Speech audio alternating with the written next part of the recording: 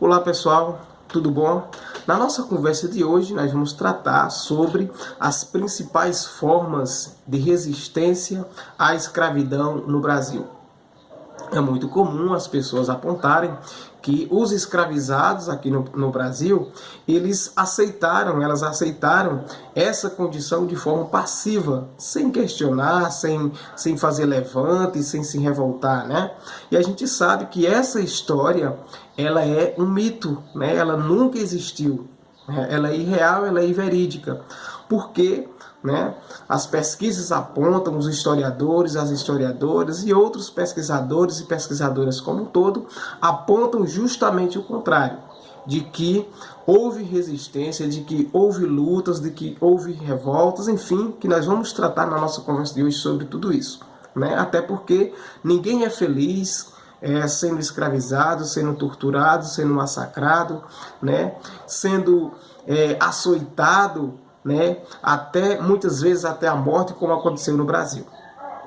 Então a nossa conversa de hoje ela vai girar em torno disso, de que nós possamos, a partir dessa conversa, trazer para você de forma muito transparente, né, de forma muito lúcida, todos os argumentos possíveis, comprovados cientificamente, né, comprovados pela história, todo esse conjunto, né, de resistência das pessoas que foram trazidas de forma forçada do seu habitat natural, do continente africano, para serem escravizadas em outros países, em outros continentes, né, como aconteceu aqui no nosso país. Perfeito? Então fica conosco então que nós vamos discutir a respeito dessas temáticas. Mas eu lembro para você que o processo de escravidão no Brasil, né, ela foi introduzida no nosso país ainda no século XVI pelos portugueses, né, pelos europeus. E os primeiros africanos, os primeiros negros africanos, as primeiras negras africanas a serem trazidas para serem escravizadas no Brasil, elas chegaram na região Nordeste, de forma específica no Recife. E essa escravidão no Brasil, ela durou mais de 3 séculos. Para vocês terem uma ideia, mais de 300 anos em que o Brasil foi um país escravista, né, em que o Brasil torturou, massacrou, né, açoitou as pessoas negras e também as pessoas indígenas aqui no nosso país, né? Então, durante 300 anos, as pessoas negras e as pessoas indígenas, os negros de forma mais específica, porque sofreram muito mais, porque os indígenas acabam tendo todo um histórico, né, de serem posteriormente saídos dessa condição de escravidão, para que somente as pessoas de pele negra fossem transformadas em escravizados, tá bom? Em escravos e em escravas. Então, os escravizados, por sua vez, e aí é o ponto da nossa conversa de hoje, os escravizados e as escravizadas, né, não foram, em nenhuma hipótese, né, passivos, ou seja, não aceitaram a condição de escravizados e resistiram bravamente a essa condição, né, de diversas maneiras, né? Os escravizados, as escravizadas fugiam de forma individual e também em coletivos, né? Fugiam dessa condição, né? E essa questão de fugir de forma individual e de forma coletiva acabou, inclusive, construindo um dos principais pontos de resistência, né? Que foi o Quilombo dos Palmares. Na nossa conversa passada nós tratamos sobre a questão do Dia Nacional da Consciência Negra, e em homenagem, inclusive, a Zumbi dos Palmares, o último líder negro, né, a resistência da escravidão, né? Então o Quilombo dos Palmares foi um reduto, foi um coletivo, né, de fugitivos e de fugitivas contra a escravidão, né, e que teve em Palmares, né, o seu principal símbolo. Mas eu lembro também que nem só de fugas eram as resistências, né? Mas nós podemos citar aqui e de forma muito nítida, né, de forma muito lúcida, a questão das revoltas, né, que eram, aliás, que foram pontos importantes, né, e muitas dessas revoltas eram violentas, né, muitas dessas revoltas foram violentas e não podia ser diferente. Nessas revoltas, os escravizados, as escravizadas, né, se revoltaram contra os senhores, né, contra os senhores e até mesmo contra as próprias autoridades da região em que eram escravizados. E o estado da Bahia foi o principal foco de resistência à escravidão.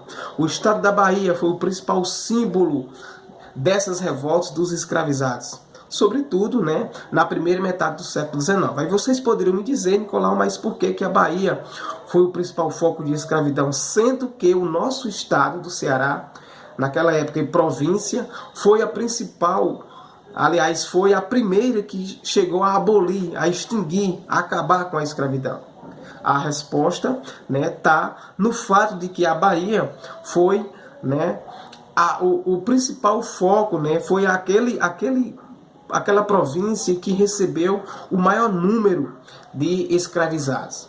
Eu lembro a você que na primeira metade do século XIX, a Bahia recebeu uma grande quantidade, né, de africanos a serem escravizados, sobretudo dos iorubás, né, dos nagôs, dos haussás, né, ou seja, que são etnias africanas. Então a grande presença de negros africanos e de negras africanas nesse estado, né, ela acabou contribuindo de forma decisiva para que eles e para que elas acabassem se organizando contra a escravidão, né? E essa rebeldia dos escravizados e das escravizadas, né, na Bahia é explicada também pelo fato de que esses dois grupos, os grupos nagôs, também chamado de iorubás, e os grupos haussás, né?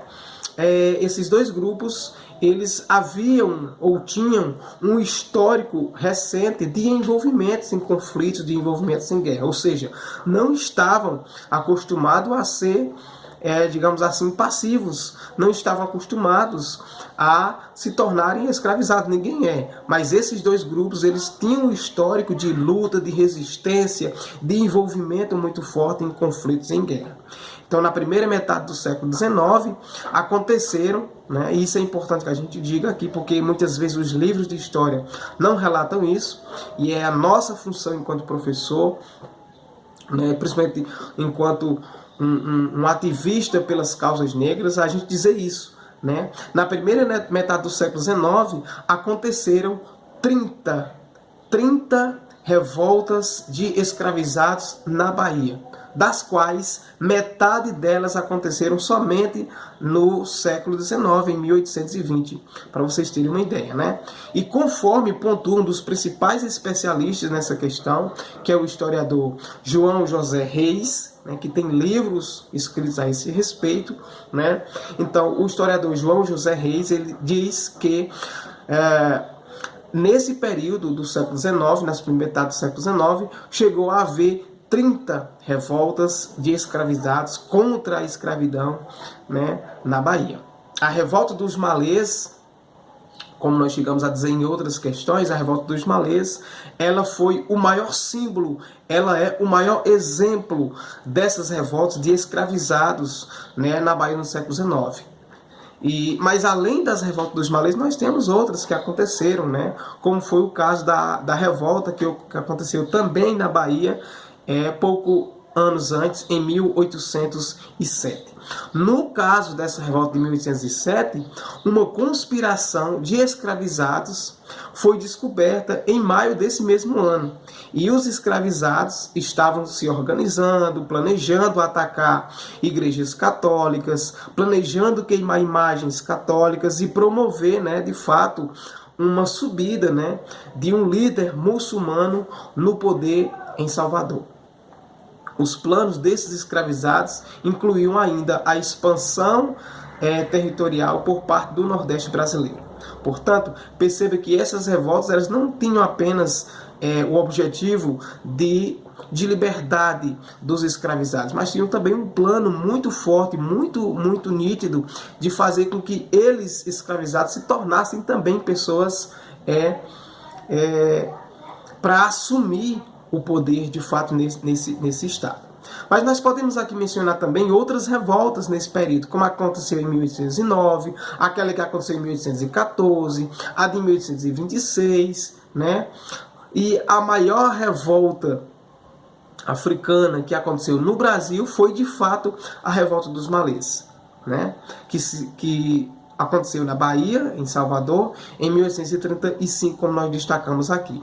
Essa revolta chegou, inclusive, a mobilizar cerca de 600 africanos escravizados, e apesar de ter sido fracassada, no final não ter tido o êxito esperado, né, não ter dado certo, né, apesar disso, a possibilidade de novas revoltas acontecerem, de novas revoltas de escravizados acontecerem, isso acabou atemorizando, causando um temor, um medo muito forte entre, né, os senhores de escravizados. Sobretudo pelo medo de que o exemplo lá em Haiti pudesse se repetir aqui também no Brasil.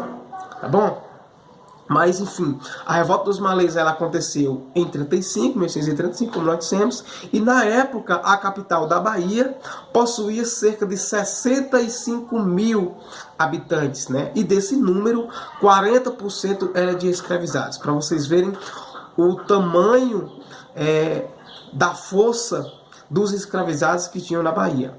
40% da população baiana eram de escravizados. Por isso que nós dissemos, a Bahia foi o principal foco de resistência das pessoas negras à escravidão. A Bahia foi o principal foco de revoltas de escravizados contra a escravidão, contra as formas de exploração, fazer com que também os negros e as negras tivessem poder naquele período, né? Então, se fosse juntada toda a população de negros e de negras em Salvador, o número chegava a 78% da população em Salvador. Para vocês verem o tamanho da força, né, de negros e negras nesse período. Assim, somente 22% da população de Salvador eram de pessoas brancas. Tá bom? Enfim, mas como nós podemos aqui dizer, nem somente de fugas, nem somente de revoltas foram feitas as resistências, né? Mas eu lembro aqui que as fugas eram uma estratégia utilizada pelos escravizados que poderiam, como disse na nossa conversa, que poderiam ser individuais ou coletivas. As fugas individuais, elas eram complicadas, né? Porque aquele que a realizasse, aquele que fugisse individualmente, só conseguiria ter sucesso caso se escondesse mesmo nos matos, e lá poderia sobreviver, né? Mas muitos procuravam alcançar os quilombos que eram estabelecidos nesse período, como por exemplo o quilombo dos Palmares. As fugas individuais ainda tornaram-se uma estratégia comum no século XIX, como as fugas dos escravizados, que eram constantes, né? E eles acabavam se instalando, se colocando em grandes cidades, como Salvador, e passavam-se também por libertos. As fugas eram uma estratégia de resistência muito comum nas décadas de 70 e nas décadas de 80 do século XIX, né, por conta, inclusive, do fortalecimento do movimento abolicionista dessa época. Os escravizados acabavam se sentindo motivados a fugir e muitas vezes eram, de fato, incentivados por outros escravizados a realizar essas fugas, né? Também por abolicionistas, né, que davam suporte, acabavam dando suporte a esses escravizados. O historiador Walter Fraga afirma que em 1870 intensificaram-se as fugas com o objetivo de acionar outras autoridades para mediar, aliás, conflitos com seus senhores. Walter Braga cita ainda que nessas fugas os escravizados, né, recorriam às autoridades policiais, inclusive para pedir proteção nas disputas judiciais. Para vocês verem que essas fugas, essas revoltas eram também uma forma de barganha, ou seja, uma forma de negociar, né, a escravidão. Os quilombos, né, que era uma outra forma de resistência dos escravizados, foi com a formação, né, de pessoas fugitivas, inclusive, né? As duas palavras que têm origem em idioma africano, né, por exemplo, quilombo e mocambo, são palavras que têm origem africana, né? Mocambo significa esconderijo, enquanto que quilombo era utilizado para se referir a um acampamento, a um ajuntamento, né, de pessoas. Essa estrutura, né, surgiu no Brasil já no século XVI e se popularizou depois com o Quilombo dos Palmares. O primeiro quilombo registrado, conforme afirma o historiador Flávio dos Santos Gomes, surgiu no século XVI, também na Bahia. Na visão dos portugueses e colonos, os quilombos eram basicamente agrupamentos que reuniam escravizados fugidos. Os quilombos acabavam mantendo relações comerciais importantes com outros quilombos e também com pessoas livres. Então os quilombos eram de fato uma forma de sociedade, uma forma de organização de sociedade. Enfim, mas nós podemos aqui citar, para encerrar, outras formas de resistência, né? Nós podemos citar aqui o suicídio, os abortos, né?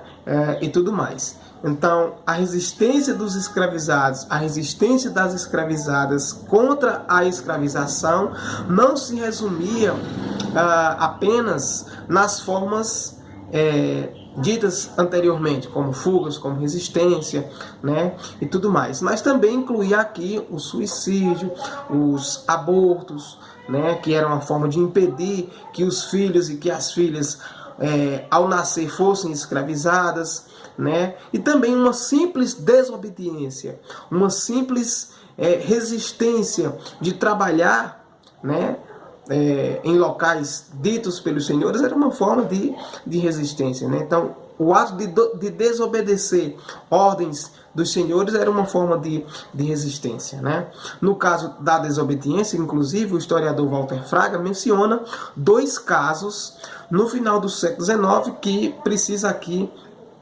ser destacado. Por exemplo, no engenho Benfica, na Bahia, os escravizados de Conde Subaé recusaram-se a obedecer às ordens do feitor para realizar uma limpeza, né, de plantação de cana. Os escravizados aqui recusaram-se a trabalhar durante 3 dias consecutivos. E mesmo sendo punidos com castigos físicos, se recusaram a fazer essa limpeza. E outra se dá no engenho de São Bento, de Inhatá, também na Bahia. Os escravizados se revoltam, né, contra o feitor após ele exigir que trabalhassem no domingo, que era considerado um dia de descanso. E nessa confusão, um dos escravos e o feitor acabaram morrendo. Enfim, várias eram as formas de resistência. Para a gente finalizar, eu aponto aqui do meu lado esquerdo e do lado talvez direito de vocês, aqui Luísa Maim, que foi uma escravizada e uma das principais lideranças da revolta dos malês, né? Luísa Maim portanto, uma das principais lideranças negras e foi um dos principais nomes de resistência à escravidão e liderou a revolta dos malês. Perfeito? É isso aí. Abraço virtual a todos e a todas.